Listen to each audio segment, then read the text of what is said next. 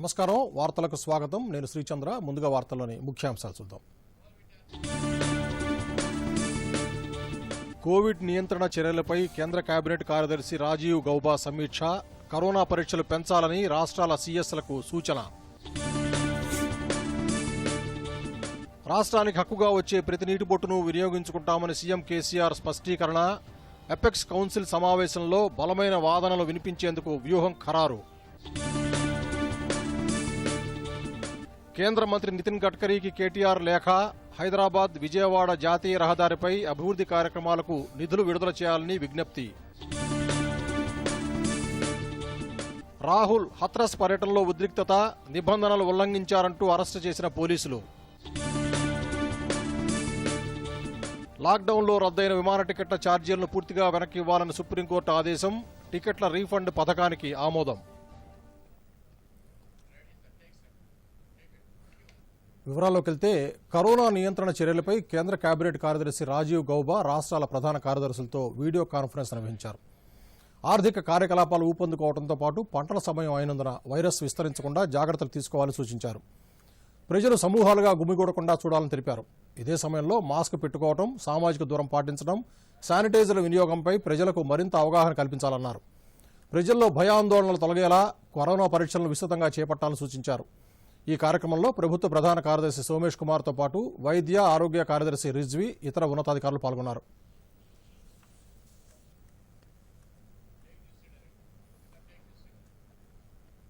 గోదావరి కృష్ణా నదీ జలాల్లో రాష్ట్రానికి హక్కుగా వచ్చే ప్రతి నీటి బొట్టును తప్పనిసరిగా వినియోగించుకుని తీరుతామని ముఖ్యమంత్రి కేసీఆర్ స్పష్టం చేశారు. వ్యవసాయాన్ని రైతన్నను కాపాడుకునేందుకు ఏ స్థాయిలోనైనా పోరాటం చేసేందుకు సిద్దమన్నారు. అక్టోబర్ 6న తెలుగు రాష్ట్రాల మధ్య నదీ జలాల అంశంపై ఎపెక్స్ కౌన్సిల్ సమావేశం జరగనున్న నేపథ్యంలో ముఖ్యమంత్రి జలవనరుల శాఖ ఉన్నతాధికారులతో ఉన్నత స్థాయి సమావేశం నిర్వహించారు. ఎపెక్స్ కౌన్సిల్ సమావేశంలో రాష్ట్రం తరపున బలమైన వాదనలు వినిపించాలని అధికారులను ఆదేశించారు. ఇందుకు సంబంధించి అనుసరించాల్సిన వ్యూహాన్ని ముఖ్యమంత్రి సమావేశంలో ఖరారు చేశారు. రాష్ట్రంలో వ్యవసాయ రంగంలో పండుగ వాతావరణం నెలకొందని, పంటల దిగుబడిలో తెలంగాణ రైతు దేశానికే ఆదర్శంగా నిలిచారని చెప్పారు. సాగునీటి రంగాన్ని బలోపేతం చేస్తూ నదీ జలాల సద్వినియోగం ద్వారా రాష్ట్రంలోని బీడు భూములను సస్యశ్యామలం చేస్తున్నామని ముఖ్యమంత్రి తెలిపారు. లాక్డౌన్ కారణంగా ముందస్తుగా టికెట్లు తీసుకుని విమాన ప్రయాణాలు చేయలేకపోయిన వారికి తిరిగి పూర్తి నగదు చెల్లించాలని సుప్రీంకోర్టు ఆదేశించింది. ఇందుకుగాను విమానయాన డైరెక్టర్ జనరల్ కార్యాలయం సూచించిన నగదు చెల్లింపు పథకాన్ని అనుమతించింది. ఈ అంశంపై విచారణ జరిపిన జస్టిస్ అశోక్ భూషణ్ నేతృత్వంలోని ధర్మాసనం ప్రయాణికులకు విమాన రంగానికి ఆమోదయోగ్యమైన స్కీమును ఆమోదిస్తున్నట్టు తెలిపింది. ట్రావెల్ ఏజెంట్ ద్వారా కొనుగోలు చేసిన టికెట్లను వారి ద్వారానే రిఫండ్ చేయాలని కోర్టు సూచించింది. నగదు రీఫండ్ ప్రక్రియను వచ్చే ఏడాది మార్చి 31లోగా సదరు వ్యక్తి ఖాతాలోకి జమ అయ్యేలా చర్యలు తీసుకోవాలని న్యాయస్థానం ఆదేశించింది. కాంగ్రెస్ ఎంపీ రాహుల్ గాంధీ ఆయన సోదరి ప్రియాంక గాంధీల ఉత్తరప్రదేశ్ పర్యటన ఉద్రిక్తతలకు దారితీసింది. హత్రాస్లో అత్యాచారానికి గురైన బాలిక కుటుంబ సభ్యులను పరామర్శించేందుకు వెళ్తుండగా గ్రేటర్ నోయిడా దగ్గర పోలీసులు అడ్డుకున్నారు. హత్రాస్ వెళ్లేందుకు అనుమతి లేదని, ప్రస్తుతం అక్కడ 144 సెక్షన్ అమల్లో ఉన్నట్లు పోలీసులు తెలిపారు.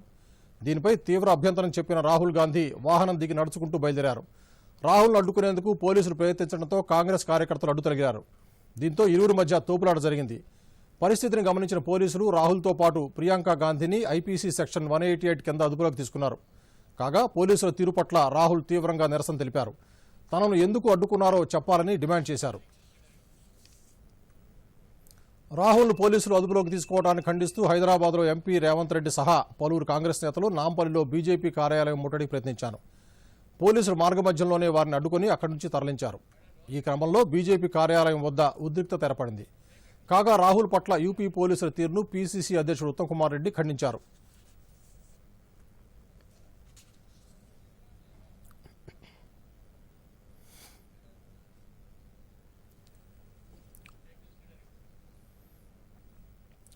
హైదరాబాద్ విజయవాడ జాతీయ రహదారిపై అభివృద్ధి కార్యక్రమాలను చేపట్టేందుకు 500 కోట్ల రూపాయలు విడుదల చేయాలని రాష్ట్ర మున్సిపల్ శాఖ మంత్రి కేటీఆర్ కేంద్రానికి విజ్ఞప్తి చేశారు. ఈ మేరకు కేంద్ర రహదారులు, ఉపరితల రవాణా శాఖ మంత్రికి ఆయన లేఖ రాశారు. నగర పరిధిలో ఈ జాతీయ రహదారి 25 కిలోమీటర్ల మేర విస్తరించి ఉంది. నగరంలోని అత్యంత రద్దీ ప్రాంతాల్లో ఉన్న మార్గానికి ప్రత్యేకంగా లెవెల్ జంక్షన్లు, సర్వీస్ రోడ్డు సౌకర్యాలతో పాటు లేన్ కెపాసిటీని మరింతగా పెంచాల్సిన అవసరం ఉందని కేటీఆర్ వివరించారు. నగర విస్తరణకు అనుగుణంగా రాష్ట్ర ప్రభుత్వం పెద్ద ఎత్తున మౌలిక వసతుల కల్పన కోసం ప్రాజెక్టులు చేపట్టిందని కేటీఆర్ తన లేఖలో తెలిపారు.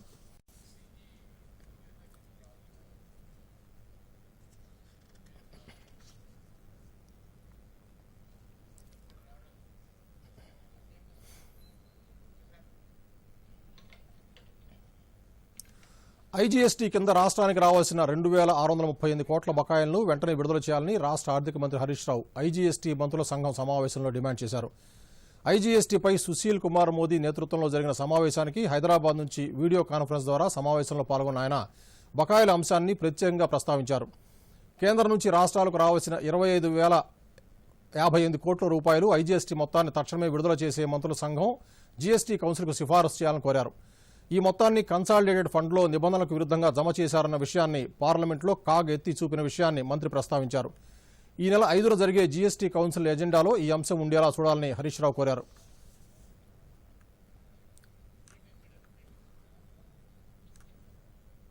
రాష్ట్రంలో ఉమ్మడి హైదరాబాద్, రంగారెడ్డి, మహబూబ్నగర్, ఖమ్మం, వరంగల్, నల్గొండ జిల్లా పట్టభద్రుల ఎమ్మెల్సీ ఎన్నికల సందర్భంగా ఓటర్ నమోదు కార్యక్రమం ప్రారంభమైంది. గ్రాడ్యుయేట్ ఓటర్గా నమోదు చేసుకునేందుకు నవంబర్ 6వ తేదీన తుది గడువుగా నిర్ణయించారు. గతంలో ఓటు హక్కు ఉన్నవారు కూడా తిరిగి తమ ఓటు హక్కును నమోదు చేసుకోవాలని అధికారులు స్పష్టం చేశారు. తొలి రోజే పలువురు మంత్రులు కూడా ఓటర్లుగా నమోదు చేసుకున్నారు. వివరాలు చూద్దాం. రాష్ట్రంలోని పట్టభద్రుల ఎమ్మెల్సీ ఎన్నికల్లో ఓటరు నమోదు కార్యక్రమానికి తొలి రోజే మంచి స్పందన కనిపించింది. ఆయా నియోజకవర్గాల పరిధిలోని గ్రాడ్యుయేట్లు తమ ఓటు హక్కును నమోదు చేసుకునేందుకు సంసిద్ధులవుతున్నారు. గ్రేటర్ పరిధిలో పలువురు ప్రముఖులు తొలి రోజే తమ ఓటు హక్కును నమోదు చేసుకున్నారు. మంత్రి కేటీఆర్ ప్రగతి భవన్లో స్థానిక డిప్యూటీ కమిషనర్కు సంబంధిత పత్రాలను అందజేసి ఓటు హక్కును నమోదు చేసుకున్నారు. ఉన్నత విద్యావంతులైన గ్రాడ్యుయేట్లు తమ పేరును తప్పకుండా గ్రాడ్యుయేట్ ఓటర్ లిస్టులో నమోదు చేసుకోవాలని ఈ సందర్భంగా కేటీఆర్ సూచించారు. హైదరాబాద్లోని చార్మినార్ వద్ద సర్దార్ మహల్లో మంత్రి మహమూద్ అలీ, జీహెచ్ఎంసీ కేంద్ర కార్యాలయంలో మంత్రి శ్రీనివాస్ గౌడ్ తమ ఓటును నమోదు చేసుకోగా మరో మంత్రి జగదీష్ రెడ్డి సూర్యాపేటలో తన ఓటును నమోదు చేసుకున్నారు. ఖమ్మంలో పువ్వాడ అజయ్ కుమార్, వనపర్తిలో నిరంజన్ రెడ్డి ఓటు నమోదు చేసుకున్నారు. వచ్చే నెల 6 వరకు ఓటర్ల నమోదు ప్రక్రియ కొనసాగుతుంది. వచ్చే ఏడాది జనవరి 18న తుది ఓటర్ల జాబితాను ప్రకటిస్తారు. ఫిబ్రవరిలో ఎన్నికల షెడ్యూల్ విడుదల చేసి మార్చి చివరి నాటికి మొత్తం ఎన్నికల ప్రక్రియను పూర్తి చేయనున్నారు. Bureau report, Doordarshan news. ఉమ్మడి ఆంధ్రప్రదేశ్లో వైఎస్ రాజశేఖర రెడ్డి, రోసయ్య, కిరణ్ కుమార్ రెడ్డి ప్రభుత్వాల్లో మంత్రిగా బాధ్యతలు నిర్వర్తించిన గల్లా అరుణకుమారి తెలుగుదేశం పోలిట్ బ్యూరోకు రాజీనామా చేశారు. ఆమె తన రాజీనామా లేఖను పార్టీ అధినేత చంద్రబాబు నాయుడుకు పంపారు. వ్యక్తిగత కారణాలతోనే అరుణకుమారి రాజీనామా చేసినట్టు సమాచారం. 2014 ఎన్నికల ముందు టీడీపీలో చేరిన అరుణకుమారి చిత్తూరు జిల్లా చంద్రగిరి నియోజకవర్గం నుంచి పోటీ చేసి ఓటమి పాలయ్యారు. అనంతరం 2018లో గల్లా అరుణకుమారిని పోలిట్ బ్యూరో సభ్యురాలుగా చంద్రబాబు నియమించారు. దేశవ్యాప్తంగా కరోనా నుంచి కోలుకుంటున్న వారి శాతం 83.53కి పెరిగినట్లు కేంద్ర వైద్య ఆరోగ్య శాఖ ప్రకటించింది. దేశంలో కొత్తగా 86,821 కేసులు నమోదయ్యాయి. 85,000 మందికి పైగా వైరస్ నుంచి కోలుకున్నారు. ప్రస్తుతం దేశవ్యాప్తంగా 9,40,705 యాక్టివ్ కేసులున్నట్లు తెలిపింది. రాష్ట్రంలో కొత్తగా 2,214 కేసులు, 8 మరణాలు నమోదయ్యాయి. ఇందులో జీహెచ్ఎంసీ పరిధిలో 305 కేసులు బయటపడ్డాయి. ఇదే సమయంలో కరోనా నుంచి 2,474 మంది కోలుకున్నట్లు వైద్య ఆరోగ్య శాఖ తెలియజేసింది. రాష్ట్రంలో కరోనా రికవరీ రేటు 84.40% ఉందని, అలాగే మరణాల రేటు 0.58% ఉందని వెల్లడించింది. రైతును రాజుగా చేసే మహోన్నత ఆశయంతోనే వ్యవసాయ రంగంలో సంస్కరణలకు శ్రీకారం చుట్టామని కేంద్ర యువజన క్రీడా శాఖ మంత్రి కిరణ్ రిజిజు అన్నారు. దేశంలో వ్యవసాయ రంగంపై ఆధారపడిన వారు 50% పైగా ఉన్నా జీడీపీలో మాత్రం 15%కే పరిమితమైందన్నారు. ఇలాంటి పరిస్థితులను మార్చేందుకు నూతన వ్యవసాయ చట్టాలను తెచ్చామని ఆయన చెప్పారు. 2022 నాటికి రైతుల ఆదాయం రెట్టింపు చేస్తామని ప్రధాని 3 ఏళ్ల క్రితం చెప్పారంటూ గుర్తు చేశారు. విదేశాల తరహాలోనే వ్యవసాయ రంగాన్ని లాభసాటిగా మార్చేందుకు తాము నిరంతరం ప్రయత్నాలు చేస్తున్నామని కిరణ్ రిజిజు అన్నారు.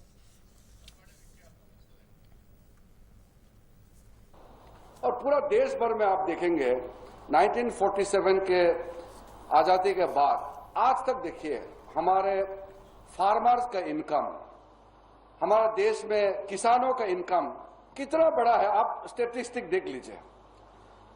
आज भी विदेशों में जो फार्मर बोलने से उसको अमीर देखता है, अमीर यानी कि जो फार्मिंग करता है उसके पास बहुत पैसा होता है.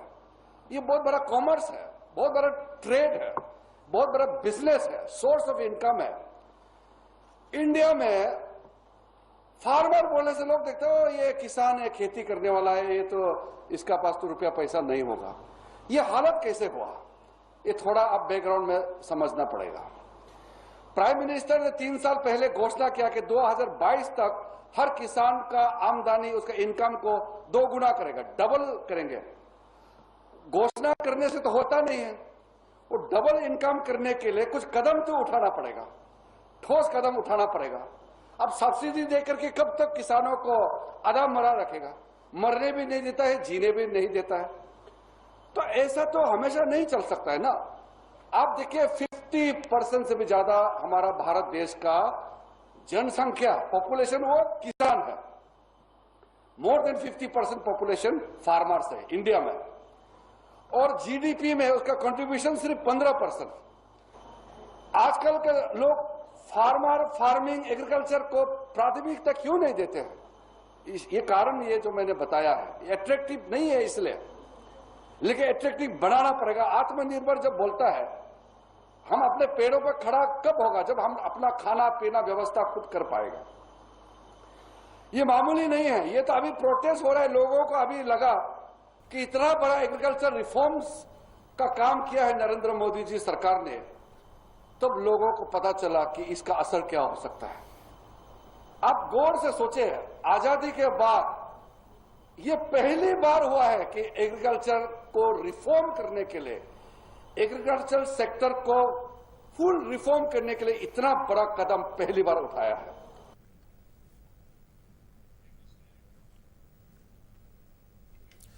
జీవ వైవిధ్య పరిరక్షణకు భారత ప్రభుత్వం కట్టుబడి ఉందని కేంద్ర సమాచార ప్రసార పర్యావరణ శాఖ మంత్రి ప్రకాష్ జవదేకర్ అన్నారు.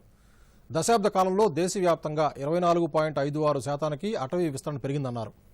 2030 నాటికి 2.6 కోట్ల హెక్టార్ల అడవులను పునరుద్ధరించడమే లక్ష్యంగా పెట్టుకున్నామని తెలిపారు. ప్రకృతితో మమేకమై జీవించే సంస్కృతి అనాదిగా మన దేశంలో వస్తోందన్నారు. జీవ వైవిధ్యంపై ఐక్యరాజ్య సమితి నిర్వహించిన సదస్సులో వర్చువల్ ద్వారా ప్రకాష్ జవదేకర్ పాల్గొన్నారు. జీవ వైవిధ్య పరిరక్షణ కోసం తీసుకుంటున్న చర్యలు ఫలితాలు ఇస్తున్నాయన్నారు. ప్రపంచంలోనే అత్యధిక పులులు ఉన్న దేశంగా భారత్ ఉందని జవదేకర్ చెప్పారు. Restore 26 million hectares of degraded land and deforested land. We want to achieve land degradation neutrality by 2030. This is a target which shows our ambition. India has operationalized the system for access of benefit sharing provisions of CBD through a national network of 250,000 biodiversity management committees across the country involving local people, and we have already created 170,000 people's biodiversity register. So they are our foot soldiers and they are protecting the biodiversity and ensuring its growth. నూతన జాతీయ విద్యా విధానం 2020ని అమల్లోకి తీసుకొచ్చేందుకు ఒక నిర్దిష్ట ప్రణాళికను రూపొందిస్తున్నట్లు కేంద్ర విద్యాశాఖ మంత్రి రమేష్ పోఖ్రియాల్ చెప్పారు. ఇందుకు సంబంధించి విద్యావేత్తలు, నిపుణులు, ఇతర వర్గాలతో సంప్రదింపులు జరుపుతున్నట్లు కేంద్ర మంత్రి తెలియజేశారు. ట్విట్టర్ వేదికగా విద్యార్థులు అడిగిన ప్రశ్నలకు మంత్రి సమాధానమిచ్చారు. నూతన విద్యా విధానంలో ఆన్లైన్ విద్యకు, సాంకేతికత వినియోగానికి ప్రాధాన్యం ఇచ్చినట్టు చెప్పారు. రానున్న రోజుల్లో స్వయంప్రభ, దీక్ష ఆన్లైన్ ప్లాట్ఫామ్స్ విస్తరిస్తామని కేంద్ర మంత్రి తెలియజేశారు. అక్టోబర్ 15 నుంచి విద్యా సంస్థలను తిరిగి ప్రారంభించడంపై ఆయా రాష్ట్ర ప్రభుత్వాలు తుది నిర్ణయం తీసుకోవచ్చని కేంద్ర మంత్రి రమేష్ పోఖ్రియాల్ తెలిపారు. कोई शंका है, कोई प्रश्न है, कुछ जानना चाहता है, कुछ उलझन है, कुछ स्पष्ट नहीं हो रहा है, तो वो प्रश्न करे और मैं कोशिश करूंगा कि उनका मैं जवाब दूंगा. मुझे खुशी है कि पूरे देश से मैं देख रहा हूँ हजारों छात्र जुड़े हुए हैं और मैं सुबह से लगातार जवाब दे रहा हूँ. सुरक्षा और स्वास्थ्य इसकी शीर्ष प्राथमिकता के आधार पर ये स्कूल खोलने का जो निर्णय गृह मंत्रालय ने दिया है, मैं गृह मंत्री जी का हृदय से बहुत आभारी हूँ. इसमें जब छात्र स्कूल आएगा तो ये भी गृह मंत्रालय ने अपने निर्देश में कहा है कि अभिभावक की लिखित सहमति भी चाहिए. तो मुझे लगता है कि अब राज्यों के हाथ पर है और वो राज्य सरकारें बहुत अच्छे तरीके से किस तरीके से उन परिस्थितियों का आंकलन करके वो निर्णय लेते हैं.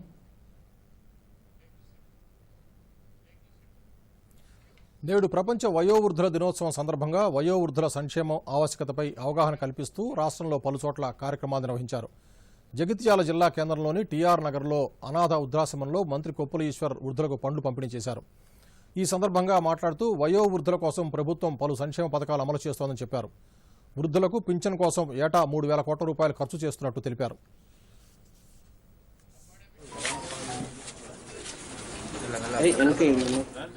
ఖచ్చితంగా ఆదరించాలని, వారికి సంబంధించినటువంటి సంక్షేమాన్ని చూడాలనే ఉద్దేశంతో మరి తెలంగాణ రాష్ట్రంలో చాలా సంక్షేమ కార్యక్రమాలను అమలు చేయడం జరుగుతూ ఉంది. తెలంగాణ రాష్ట్రం వచ్చిన తర్వాత పెన్షన్స్కు చాలా పెద్ద మొత్తంలో మొత్తంలో పెంచి మరి మన రాష్ట్రంలో దాదాపు పెద్ద సంఖ్యలో వారికి దాదాపుగా 3,000 కోట్ల రూపాయలు ప్రతి సంవత్సరం కూడా వెచ్చించడం కూడా జరుగుతూ ఉంది. అంతేకాకుండా జిల్లా హెడ్ క్వార్టర్లో తప్పనిసరిగా ఒక వృద్ధ ఆశ్రమాన్ని ప్రారంభించాలని మరి ప్రభుత్వం ఆలోచనలో ఉంది. మరి ఈ ఆశ్రమం ఏదైతే ఉందో చాలా మంది దాతలు, మరి ముఖ్యంగా ఇంతకుముందే మాట్లాడినటువంటి మన మిత్రులు సూర్యం గారు, వారికి సంబంధించినటువంటి చాలా మంది మిత్రులు మరి సహాయ సహకారాలు అందిస్తూ ఒక మంచి పుణ్య కార్యక్రమాన్ని నిర్వహిస్తూ ఉన్నారు. వారిని మనస్ఫూర్తిగా నేను ఈ సందర్భంగా అభినందిస్తూ ఉన్నాను. మీరు ఈ ఆశ్రమం నిర్వహించుకుంటూనే జిల్లా కేంద్రంలో ఒక మంచి ఆశ్రమాన్ని మనం నిర్వహించడానికి కూడా తప్పకుండా దీనికి కూడా మనం సహకారం అందించవచ్చు ప్రభుత్వ పరంగా. మన కొత్త కలెక్టరేట్ కనుక షిఫ్ట్ అయినట్టయితే చాలా బిల్డింగ్స్ ఖాళీ అయ్యేటువంటి అవకాశం ఉన్నది. కాబట్టి ఒక బిల్డింగ్ అడిగిన ఇదివరకే ఆ బిల్డింగ్ కనుక మనం ఉన్నట్టయితే చాలా మంచిగా నిర్వహించేటువంటి అవకాశం ఉంటుంది. నియంత్రణ రేఖ వద్ద పాక్ సైన్యం మరోసారి కాల్పుల విరమణ ఒప్పందాన్ని ఉల్లంఘించింది. జమ్మూ కశ్మీర్లో 2 వేర్వేరు ప్రాంతాల్లో పాక్ బలగాలు జరిపిన కాల్పుల్లో 3 భారత జవాన్లు వీరమరణం పొందారు. కుప్వారా జిల్లా నౌగాం సెక్టార్లో భారత జవాన్లపై కాల్పులు జరిపిన ఘటనలో 2 భారత జవాన్లు ప్రాణాలు కోల్పోగా 4 గాయాలయ్యాయి. అలాగే పూంచ్ సెక్టార్లో చోటు చేసుకున్న మరో ఘటనలో 1 భారత జవాను మృతి చెందగా మరొకరు గాయపడ్డారు. పాక్ కాల్పులను భారత సైన్యం ధీటుగా తిప్పికొట్టింది.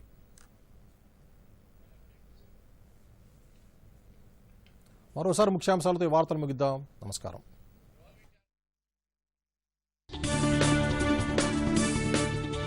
కోవిడ్ నియంత్రణ చర్యలపై కేంద్ర కేబినెట్ కార్యదర్శి రాజీవ్ గౌబా సమీక్ష. కరోనా పరీక్షలు పెంచాలని రాష్ట్రాల సీఎస్లకు సూచన. రాష్ట్రానికి హక్కుగా వచ్చే ప్రతి నీటి బొట్టును వినియోగించుకుంటామని సీఎం కేసీఆర్ స్పష్టీకరణ. ఎపెక్స్ కౌన్సిల్ సమావేశంలో బలమైన వాదనలు వినిపించేందుకు వ్యూహం ఖరారు. కేంద్ర మంత్రి నితిన్ గడ్కరీకి కేటీఆర్ లేఖ. హైదరాబాద్ విజయవాడ జాతీయ రహదారిపై అభివృద్ధి కార్యక్రమాలకు నిధులు విడుదల చేయాలని విజ్ఞప్తి. రాహుల్ హత్రస్ పర్యటనలో ఉద్రిక్తత. నిబంధనలు ఉల్లంఘించారంటూ అరెస్టు చేసిన పోలీసులు. లాక్డౌన్లో రద్దయిన విమాన టికెట్ల ఛార్జీలను పూర్తిగా వెనక్కి ఇవ్వాలని సుప్రీంకోర్టు ఆదేశం. టికెట్ల రీఫండ్ పథకానికి ఆమోదం.